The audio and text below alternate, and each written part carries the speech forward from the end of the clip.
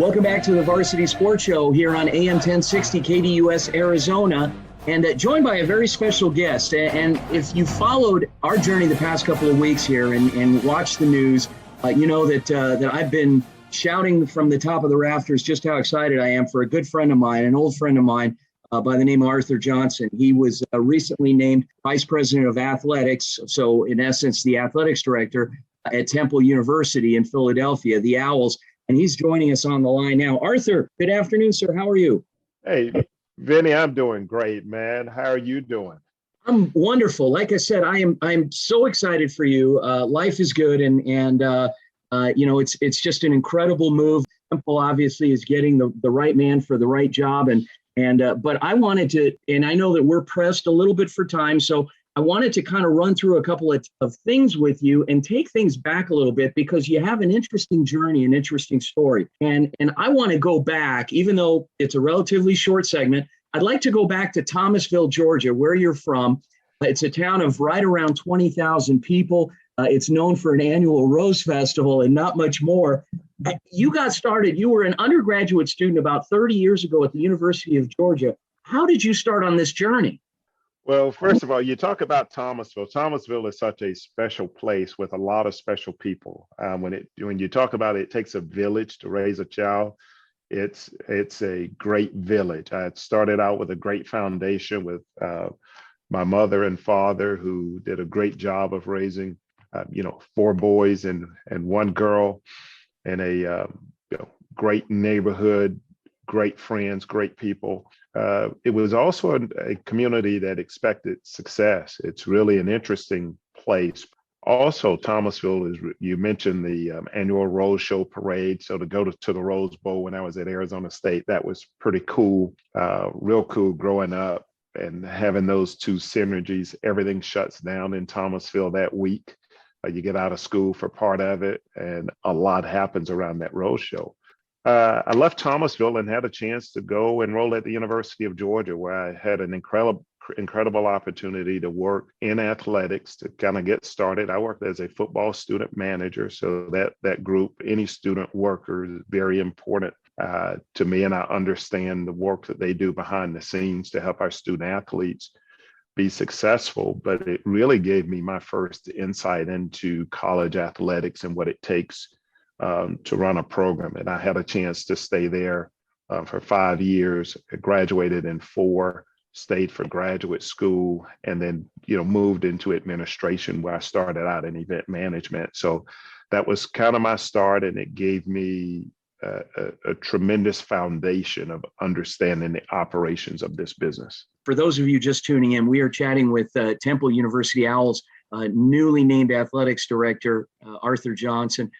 Athens, Georgia, or I should say the University of Georgia, the student body, the enrollment is double the size of the town you grew up in. So why Georgia? Why University of Georgia?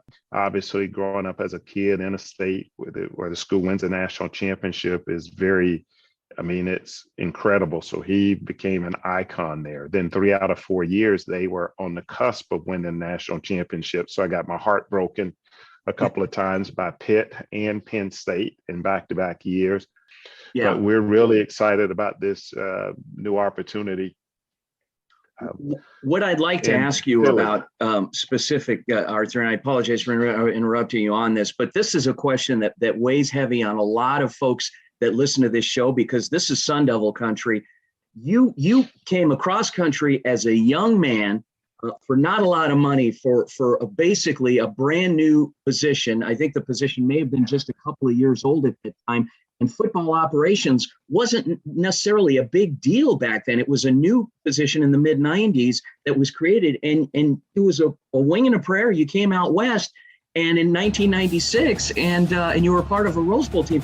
What was that experience like, in coming out all alone and bonding with the late coach Bruce Snyder and the staff, and spending a couple of years out here?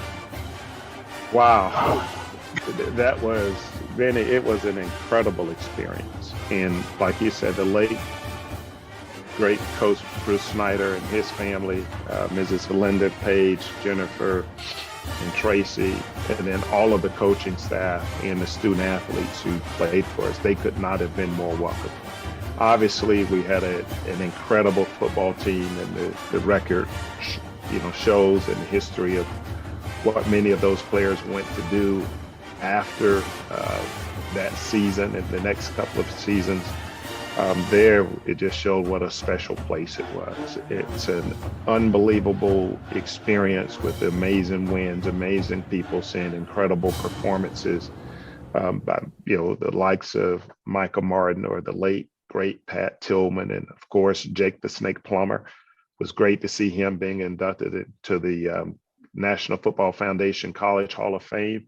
And I expect many more people from those teams to be inducted into the Hall of Fame. It's great for me now to see Coach Jason Simmons working with Coach Phil Snow out in Charlotte. It's also great to see, Dr. Damian Richardson and the work he's doing. And then when you start talking about people doing special things, Renard Turpin, sure. Turp has been incredible with what he's done at Boeing and the things there. But it was a special time. People made it home when I made it like home for me. When I think about Sue and Joanne in that office, I think about you and Max and Jimmy and some of the people who were grinding to make it happen. But it was a really special team, and Bruce Snyder obviously was an incredible coach, but he was an even better man in person, and we became even better friends after that. He came to visit me in Austin a couple of times when I was here, and then he and Dr. Ronnie Cox came out to Georgia a couple of times to come to games, and we would go play golf. And so it's obvious. And for those of you just tuning in, joined by new Temple University Owls athletics director, Arthur Johnson, with ties to Arizona State back during our Rose Bowl season, as well as the Sun Bowl and a couple of Aloha Bowls soon after. Arthur, after ASU, you went back to Georgia, spent some time there, a little bit of time in North Carolina, and then had a couple of tours of Texas, most recently, University of Texas, Austin, last year, where you were essentially the number 2 guy in the athletic department, managed the facilities, dealt with fundraising and boosters and that whole side of it. Now, the timing of moving to Temple on the tail end of a pandemic and the issues up there, what was the big draw to Philadelphia? Well, the first thing is it's an incredible part of the country when you start talking about the history and the things there. But first and foremost, I wanted to be a director of athletics.